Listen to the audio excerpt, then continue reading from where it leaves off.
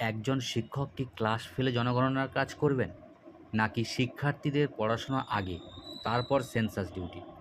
এই প্রশ্নটাই গত কয়েকদিন ধরে অনেক শিক্ষকের মনে ঘুরছিল। অবশেষে আজ ৩ আগস্ট ২০২৬ পশ্চিমবঙ্গের স্কুল শিক্ষা দপ্তর এই বিষয়ে একটা গুরুত্বপূর্ণ নির্দেশিকা জারি করেছে।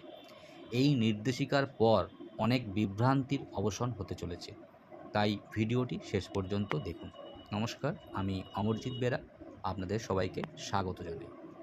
আজকের ভিডিওতে আমরা আলোচনা করব স্কুল শিক্ষা দপ্তরের সদ্য প্রকাশিত জনগণনা সংক্রান্ত নির্দেশিকা নিয়ে। যারা প্রাথমিক বিদ্যালয়ে কর্মরত শিক্ষক, শিক্ষা প্রশাসনের সঙ্গে যুক্ত বা সেন্সাস ডিউটির দায়িত্বে রয়েছেন, তাদের জন্য এই আপডেটটি অত্যন্ত গুরুত্বপূর্ণ। শিক্ষকদের মধ্যে একটি বড় প্রশ্ন ছিল যে জনগণনার কাজের জন্য কি নিয়মিত ক্লাসে প্রভাব পড়বে? ছাত্রছাত্রীদের পড়াশোনা কি ব্যাহত হবে, নাকি এর জন্য আলাদা ব্যবস্থা করা হবে? এই প্রশ্নেরই স্পষ্ট উত্তর দিয়েছে স্কুল শিক্ষা দপ্তর।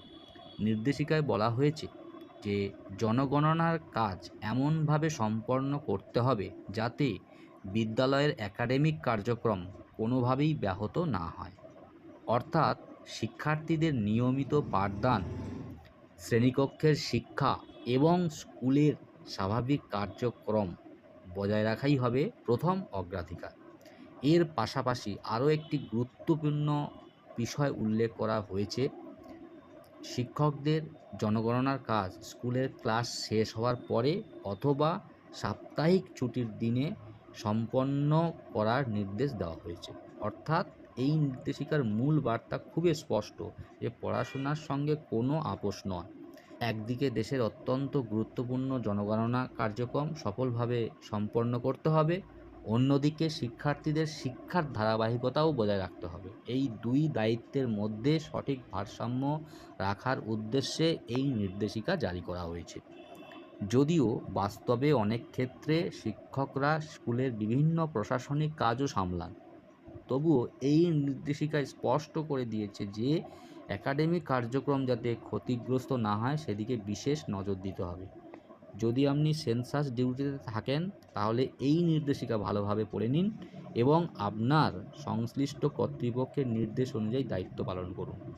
আমার সবিনয় অনুরোধ, কোনো গুজব বা অসম্পূর্ণ তথ্যের ভিত্তিতে সিদ্ধান্ত নেবেন না।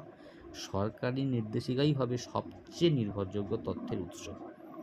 ভিডিওটি যদি আপনার উপকারে আসে তাহলে অবশ্যই একটি লাইক করুন, সহকর্মী শিক্ষক ও শিক্ষাকর্মীদের সঙ্গে শেয়ার করুন এবং আমার প্রোফাইলটি ফলো এবং সাবস্ক্রাইব করুন। আপনাদের একটি শেয়ার হয়তো অনেক শিক্ষকের কাছে এই গুরুত্বপূর্ণ নির্দেশিকাটি পৌঁছে দিতে সাহায্য করবে।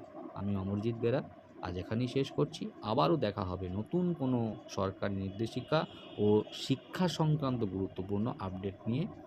ধন্যবাদ, ভালো থাকুন, সুস্থ থাকুন।